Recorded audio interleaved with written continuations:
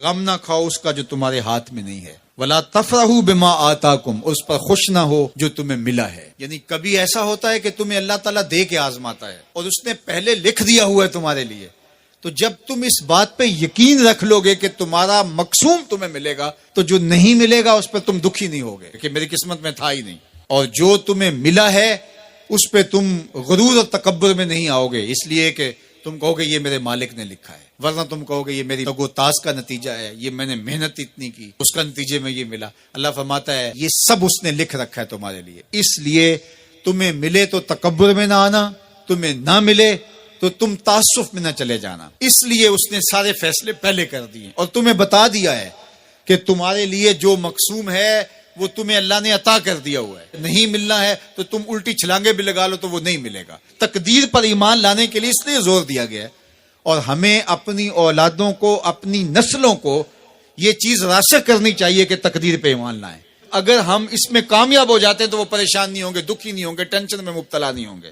میں اپنی بات آپ کو 100 مرتبہ بتا چکا ہوں کہ میرے والد نے اس حوالے سے مجھے اتنا زور دیا، اتنی دفعہ کہا کہ اللہ نے تو جو کتوں کا لکھا ہے اس کو بھی ملتا ہے، تم تو پھر انسان ہو، اور جو قسمت میں لکھا ہے وہ مل کے رہے گا۔ اللہ اکبر۔ ہاں، ہمیں محنت کرنے کا کہا گیا، ہمیں تگ و تاز کرنے کا کہا، جد و جہد کا کہا گیا۔ شیخ سعدی فرماتے ہیں کہ ایک بندہ جا رہا تھا تو اس نے دیکھا کہ ایک شیر شکار کر رہا ہے، تو وہ ایک سمت ہو کے بیٹھ گیا۔ ایک لومڑی تھی جس کے پاؤں بھی نہیں تھے، ہاتھ بھی نہیں تھے، تو دل میں سوچا کہ مالک تو اس کو کیسے رزق دیتا ہوگا۔ تو شیر آیا، اس نے شکار کیا اور اچھا اچھا کھا لیا اور پس خوردہ چھوڑ کے چلا گیا۔ یہ رینگتی ہوئی آگے بڑھی اور وہ جو پس خوردہ تھا وہ چھچڑے وغیرہ تھے، کھا کے پیٹ بھر لیا۔ تو کہا کہ مالک تیری قدرتوں کے رنگ ہیں، تو نے اس کا بھی وسیلہ بنایا ہے۔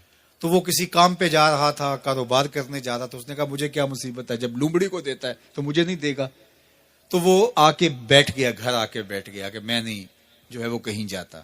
ایک دن، 2 دن، 4 دن فاقوں سے گزرا تو پھر حاطف سے آواز آئی کہ جو لومڑی کو دے سکتا ہے تجھے بھی دے سکتا ہے، لیکن لومڑی نہ بنو، شیر بنو، خود بھی کھاؤ اور اوروں کے لیے بھی وسیلہ بنو۔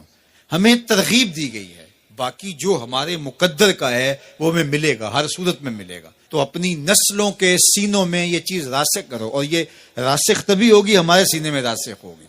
تو اللہ فرماتا ہے ہم کسی کو زیادہ دیتے ہیں، کسی کو تھوڑا دیتے ہیں، جو تمہارے مقدر میں تمہیں ملتا ہے، جو نہیں ہے نہیں ملتا، اور ہم نے پہلے لکھ دیا ہے۔ کیوں لکھ دیا ہے؟ کہ تمہیں جو ملا نہیں اس کی پریشانی نہ ہو کہ مجھے کیوں نہیں ملا، بھئی اللہ نے لکھا ہی نہیں تھا، بات ختم۔